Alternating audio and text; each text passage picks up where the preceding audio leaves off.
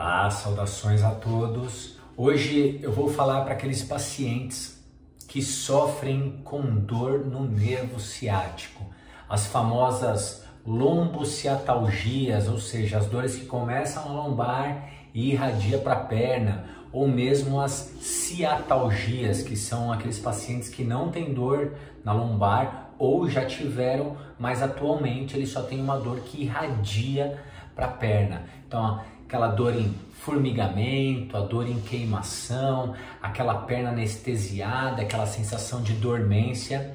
Se você sofre com esses problemas, eu vou falar para você diretamente hoje, para você que faz alongamento.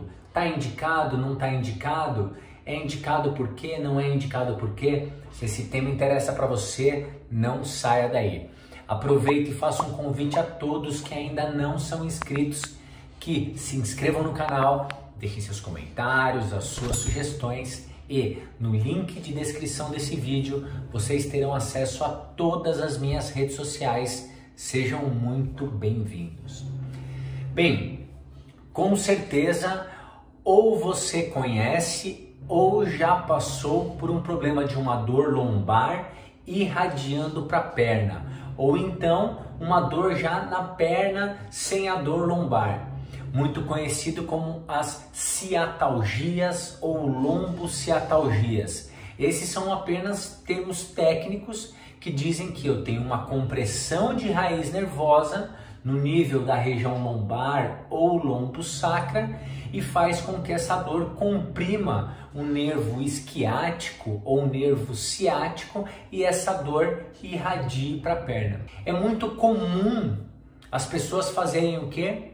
Alongamento quando tem esse tipo de dor. É muito comum profissionais da área da saúde, educadores físicos, fisioterapeutas, entre outros profissionais, indicarem alongamento para esses pacientes. Pois bem, o nervo, ele é um tecido altamente sensível e ele emerge para membros inferior da região lombar e da região sacral.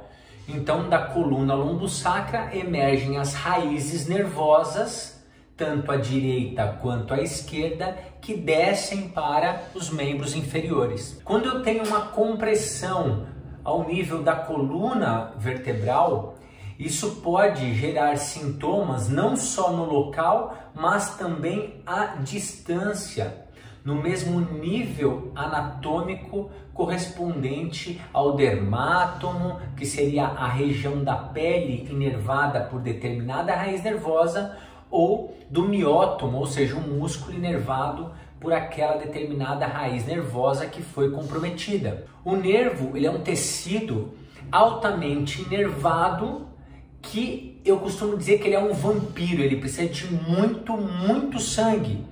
Por quê? Porque ele, com esse sangue, ele vai permitir o quê? Que esse nervo ele funcione de forma adequada a permitir a condução dos impulsos elétricos pelo seu caminho. E quando eu tenho alguma lesão ou alguma compressão desse nervo, isso começa a gerar o quê?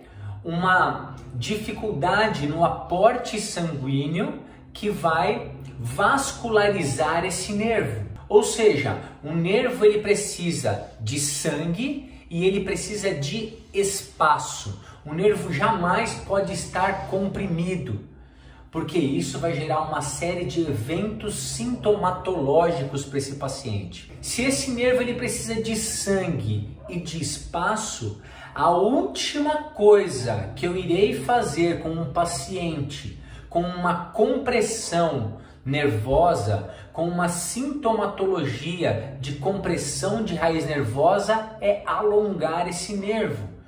Por quê? À medida que eu alongo, que eu faço aquele alongamento muito comum, que a pessoa passa aquela faixinha na perna e puxa a perna lá para cima, né? Passa a faixinha no pé, olha, puxa mais a pontinha do pé para você e vai puxando, puxa até onde você aguentar. O que isso está fazendo? Isso na verdade está estirando a raiz nervosa, estressando ainda mais essa raiz nervosa, comprometendo ainda mais o fluxo sanguíneo nessa raiz nervosa e estreitando, estressando ainda mais essa raiz. Isso vai fazer com que os sintomas do paciente piorem ainda mais. Ou seja, a partir do momento que aquele paciente ele tem uma compressão de raiz nervosa, uma irritação de raiz nervosa, ou seja, que nós chamamos das radiculopatias, que são as lesões de raiz nervosa em todas as suas variáveis, o alongamento ele está contraindicado, porque ele vai lesionar ainda mais, ele vai interromper ainda mais o aporte sanguíneo para esse nervo, vai estressar mais esse nervo, o que vai gerar o quê? Uma piora do quadro sintomatológico desse paciente, do quadro doloroso, enfim, do quadro que esse paciente, do quadro clínico que esse paciente apresenta. Então, nós temos uma técnica que chama mobilização neural, que não tem nada a ver com alongamento. Aqui nós trabalhamos o quê? O deslizamento desse nervo. Porém, existem critérios e parâmetros para se utilizar essas técnicas. Nós não tratamos pacientes com dor lombar com alongamento, porque o alongamento, caso este paciente tenha compressão de raiz, o alongamento vai estirar a raiz nervosa, o que vai piorar a sintomatologia. Porém, nem toda dor que desce para a perna é uma dor proveniente da compressão de uma raiz nervosa. Eu posso ter a compressão em níveis mais altos por uma artrose facetária, uma degeneração discal ou uma compressão discal que não está comprimindo ou comprometendo uma raiz nervosa, onde alguns movimentos repetitivos, como de flexão repetida ou de extensão repetida da coluna, o qual chamamos de preferência direcional, pode gerar então uma melhora da sintomatologia desse paciente. Porém, o fator aqui é mecânico, no sentido de trabalhar a articulação e não no sentido de alongar ou estirar o tecido. Então, que fique muito claro para todos vocês, alongamento é contraindicado para os pacientes com ciatalgias, ou seja, aquelas dores por compressão de raiz nervosa que estão sendo originadas na região da perna do paciente. É o paciente que fala, nossa, dói muito aqui na região da minha coxa, ou aqui atrás, ou então na região da minha panturrilha ou do meu pé. Estes pacientes com compressão de raiz nervosa detectada por um profissional está contraindicado alongamento. Então, as ciatalgias e as lombociatalgias também, que são aquelas que o paciente sente dor desde a lombar irradiando para o membro inferior, seguindo geralmente um padrão anatômico.